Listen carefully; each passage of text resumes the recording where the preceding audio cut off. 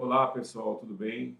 Sem delongas, quero pedir desculpa, né? Eu estava ausente aqui no canal, mas como diz o ditado, o bom filho a casa retorna.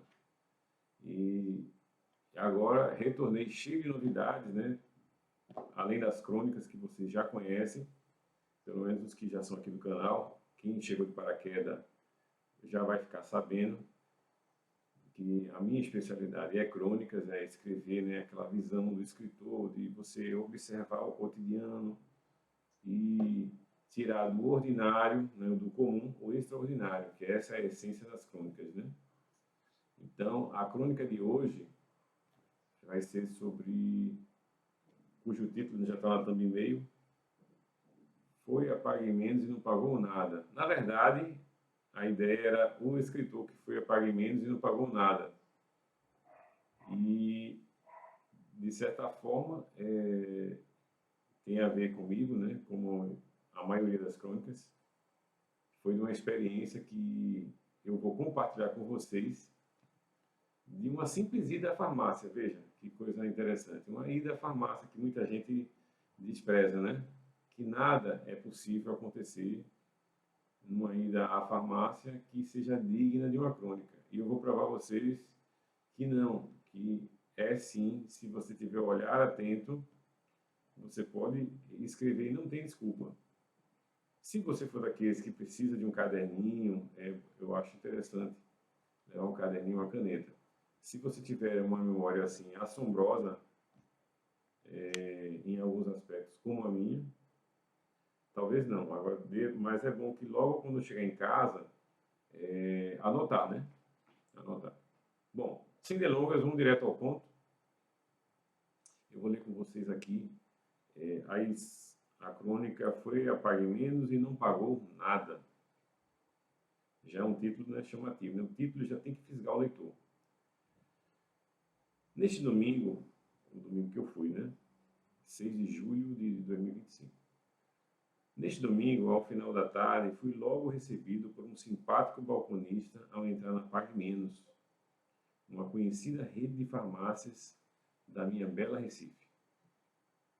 Pois não, senhor. Em que posso ajudá-lo? Desejo um descongestionante nasal, um xarope e um laxante. Tem esses produtos? O cara, pois não, senhor. Aguarde um instante. Depois de um minuto, ele me entregou os produtos solicitados. Como de praxe, pedi o meu CPF. Ao conferir o nome, arregalou os olhos e perguntou: o senhor se chama Sancastro? Aí eu disse: o próprio, em carne e osso.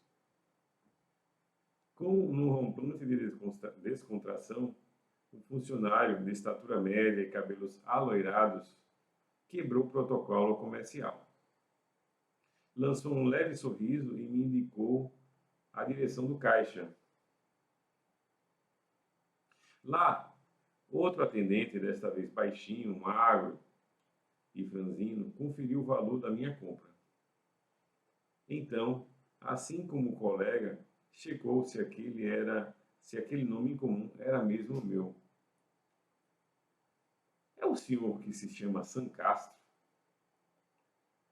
Aí eu disse: sim, o próprio. O funcionário não resistiu e também sorriu, desta vez com ainda mais descontração. Ah, se eu tivesse um nome desse, não daria bom dia a ninguém. Nunca atendi alguém com esse nome. Qual é a origem dele? E aí eu respondi: San vem do hebraico aramaico e Castro do castelhano. E a combinação dos dois é o senhor do castelo. Esnobei. Nossa, parece nome de artista. Aí eu disse: não, sou apenas um escritor. Nossa, que chique. O senhor é escritor? Mas, sim. E qual é seu gênero literário? Enquanto isso, a fila já se avolumava, mas, fingindo não vê-la, respondi com ao, quem sabe, futuro leitor, com paciência. No momento, romance, mas também já publiquei biografias. Que massa! E quem o senhor já biografou? De qual editora? O primeiro foi sobre um pioneiro do cinema, que trouxe o cinema para Pernambuco, pela editora Bagaço. E o segundo foi sobre o pioneiro do teatro, pela editora CEP.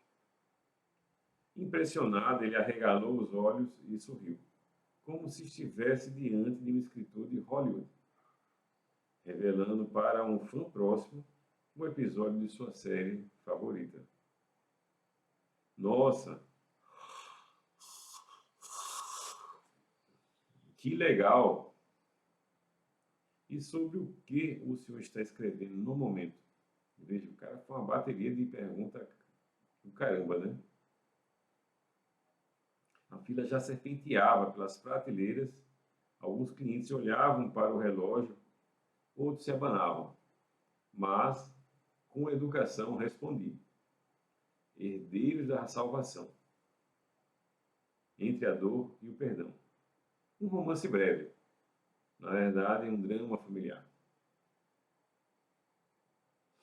Neste momento, quando até os colegas dele lançavam olhares inquisidores, o rapaz respirou, registrou os produtos no caixa para ganhar tempo. Então me adiantei.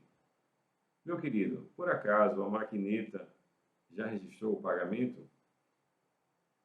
Com um sorriso sem graça, ele respondeu: ainda não, senhor. A prosa está ótima, mas registre logo, porque vai que eu esqueça e, ao sair da loja, seja surpreendido pelo apito antifurto da farmácia.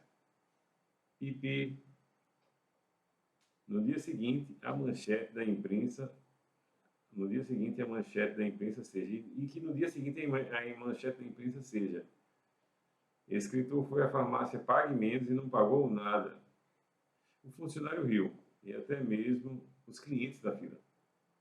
Ele finalizou a compra e me acompanhou até a porta.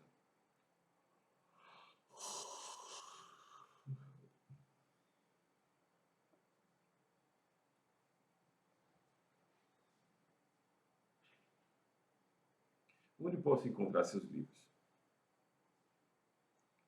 Uma voz de mulher, ao fundo, com ares de supervisora, gritou: Carlos! Tem cliente para atender. Respirei fundo, entreguei o cartão com o endereço do meu Instagram e saí. Ao menos com a dívida honrada. Então, essa foi a crônica de hoje. E eu queria agora explanar com vocês, compartilhar com vocês a estrutura principal dela, para que vocês entendam que parece difícil, que é inspiração, né? E não é. Qualquer pessoa que tiver algumas técnicas e olhar atento, pode sim fazer uma crônica como essa. E até melhor, dependendo do caso. Então vamos lá. Eu queria dizer aqui a estrutura central da crônica.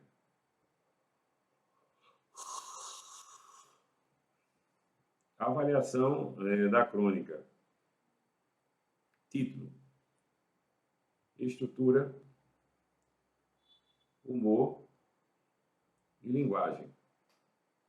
Então, a crônica ela é dividida entre título, humor, título, estrutura, humor e linguagem. O título, logo de cara, vocês veem, né? Que o título ele tem que ter como regra ele ser chamativo. Então, o nome Foi à Farmácia, pague não pagou nada, essa antítese, né? Ela já é uma quebra que chama a atenção de qualquer pessoa, né? Eu mesmo me olharia um título desse, já me daria vontade de ler. Suspeitas à parte, não porque eu escrevi, mas é porque palavras assim que se aglutinam, que são opostas, como mendigo e milionário, por exemplo, que foi o título do meu último livro. Mendigo representa a margem da sociedade, né? O status mais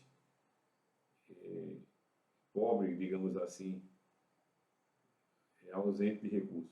E milionário é o oposto. Então, como é que alguém pode ser mendigo e milionário? Aí convida o leitor a ler. Essa é uma das técnicas. Claro que existem várias formas de chamar atenção nos títulos, né? Então, essa é uma das técnicas.